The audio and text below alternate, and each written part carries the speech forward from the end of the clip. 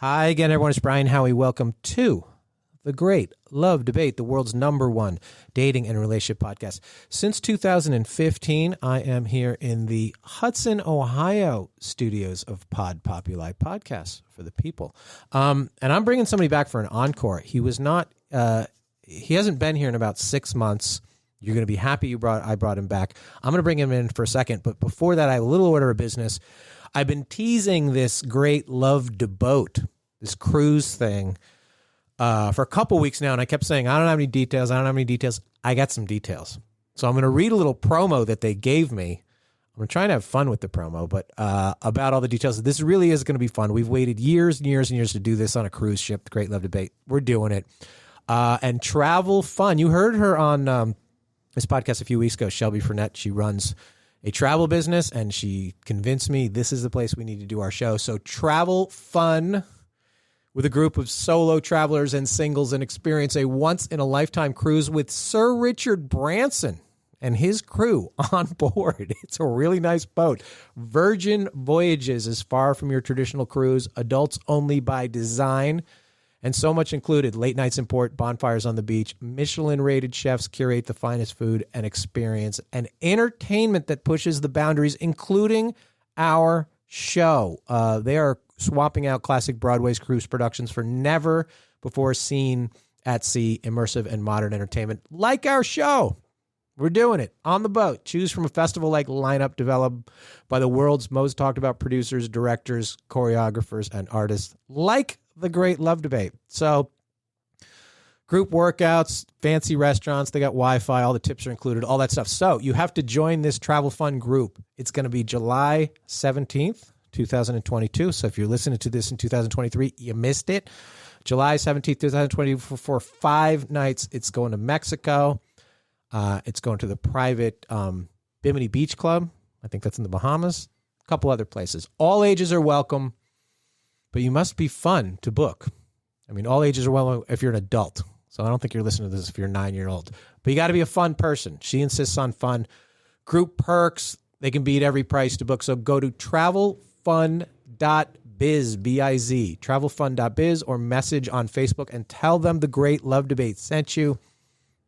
Discounted prices, travelfun.biz, or you can even text or call 833 Travel Fun, 833. No, I got to spell that out. TRVL-FUN, 833 TRVL.FUN, travelfun.biz, the Great Love Debate, all the hijinks on the high seas, the Great Love Debate, as we're calling it. So come along. That's going to be fun. Okay. Next. So I teased him again. He was here 6 months ago. At that time, we said he had a book coming out. At that time, he was talking about a blog post that he wrote that went viral. It was called She Divorced Me Because I Left the Dishes by the Sink. Look that one up if you have not listened to that yet. But he is back with his book. It is now out. It is called This Is How Your Marriage Ends. Believe it or not, a helpful approach to saving relationships. Matthew Fray. How are you? Brian, I am all right. Little whirlwind with a book launch 6 days ago. Book tour is...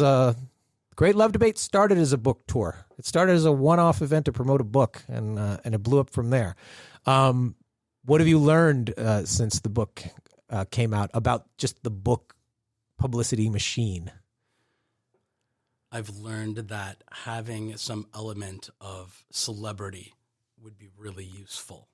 Oh, why? Promoting. You find out kind of like whether you're going to make a bestseller list or not. Yeah. Being like a guy that's relatively unknown, that's been blogging for 9 years in Ohio. Yeah. Not likely to debut on something like the Times list. I'm going to have to earn it the old-fashioned way. Yeah, you got to earn it. Things like that, yeah. Things take time. Things go viral. But, you've had this percolating for a while, and it's out. So the thing about relationships, and talk about how your marriage ends, you make the point that the old stat that 50% of marriages end in divorce. But there's another very large chunk that don't end in divorce, but probably should, which leaves not a big percentage of happy, functioning, healthy, growing relationships. Yes, sir. The number, according to Tai Tashiro, who studied this, he's a PhD, and I forget where he works, and I'm embarrassed that I can't cite that. But he says 7 out of 10 marriages fail. There's all of the ones that end in divorce, and then there's the remainder that are unhappy within those relationships. So they have failed. The relationship has failed, even though they're still married. Right. So what do you have? 25, 30% of people that express some level of contentment within their relationships. And that seems like a real tragedy considering it's a voluntary activity. And we generally fail, or the relationship fails, because we don't grow, or we grow too much, or one person grows and we grow apart. What is the... Does that make sense? Yeah. I think it's probably all of those things. Okay. I think every version of that could exist. But my premise is simply that we hurt people by accident. Hurt maybe seems like a dramatic word, but it can show up as being a little bit frustrated, being a little confused. These little fights that every one of us have had with relationship partners in the past, or our current relationship partners, and nobody's trying to cause harm, yet conflict emerges. Not everybody has those relationships, but I think most of us have in the past or currently do. And I just believe we can learn how to see some invisible, nuanced things that can prevent conflict, prevent trust erosion in relationships. Yeah, we all of us want to be in a relationship. Not most of us, or probably none of us, spend time thinking, how am I in a relationship? How will the dynamic of the relationship function? You make the comment that good people can be bad at relationships. And I suppose the flip side is true. I'm sure bad people can be good at relationships. So I'm sure it's possible. You can just be a terrible person except to your spouse. I think that's possible. But good people can be bad at relationships. So when people are really frustrated, they're like, I don't understand. I'm nice. I do this. I'm caring, and I want to do, and then you've turned into their mother or their father or something. And it's not the same as being good at being a partner. I make the claim in the book that my grandmother is the kindest, sweetest human who's ever lived, and anybody who says otherwise is a dirty liar or someone who just maybe hasn't met her yet. Oh, we have the same grandmother. Right.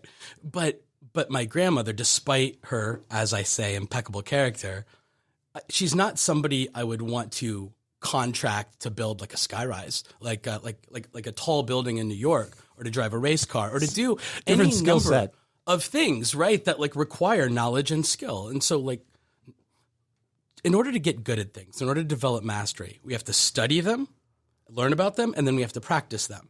And I don't believe most people, and I think men are maybe a lot more guilty of this than women, given sort of like their entertainment choices growing up versus a lot of women which do digest relationship content as entertainment. We don't study and learn relational skills that will serve us well in adulthood. We just get along fine. And then, we feel it growing up. I don't know how it was for you. Girls liked me. And I don't mean I was super popular. I just mean I was fine. Girls liked me. I had positive, decent relationships. And I just assumed marriage was going to be this long, extended version of that once I just found the one I wanted to choose forever with. Yeah, fine goes surprisingly far on a resume with girls. A lot of girls are fine with fine. So sadly. But, the old Malcolm Gladwell 10,000 hours or whatever, we don't tend to look at somebody's, you do get better at relationships, or you should, the more you learn your lessons, as long as you want to, as long as you learn to grow and look at your mistakes. And so a lot of people either haven't had that dating experience, haven't had that serious relationship experience, and then don't understand that they can bring the tools and the information that they learned from the failed relationships forward and to grow from it. Everybody's just like, want to pretend their failed relationships don't exist or didn't happen, or they don't want to bring the baggage forward to it, which is a good thing. But there are things that you could learn, that you could say, what can I do better? Or what can I ask of my partner to do better? And how can I be better at this relationship than we do? And we don't do nearly enough of that. Is look at the previous dates or relationships as warm-up swings. They're practice rounds. No, that's funny. I like the guys that I encounter, and I don't encounter them very often, but you bump into them at a bar or something once in a while, and they talk about their 3 ex-wives who all tricked them into marriage, and then, showed their true psychotic, crazy colors, 2-3 years in.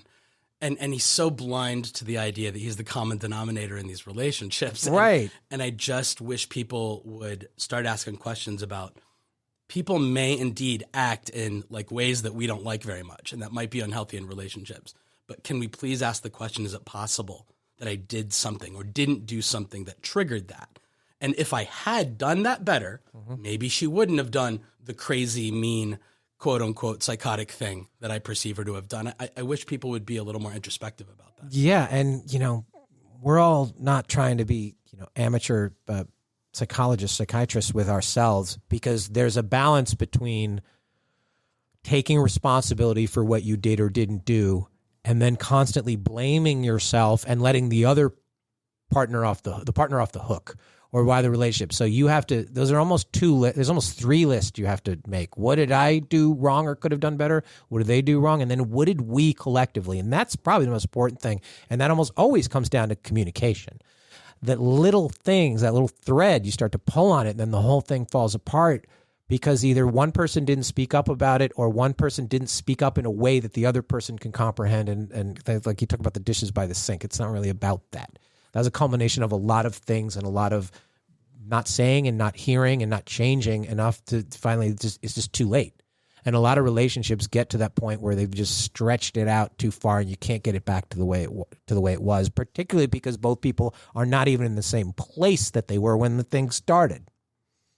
Does that make sense? Yeah, it makes absolute sense. The one thing that I don't want to sound like this is a challenge to what you just said, because it's a great love debate. But that's funny. But fair. A lot of guys came back at me when I was like ultra accept personal responsibility guy, especially at the beginning of kind of the blogging journey 8-9 years ago. And a lot of guys accused me of like picking on them and betraying my gender and sort of taking all the quote unquote blame. And I hate that word. I like the word responsibility, and not applying any quote unquote blame or responsibility on my wife. They're like, she wasn't perfect either. And you're letting her off the hook. You're letting women off the hook is what these like angry guys were saying to me.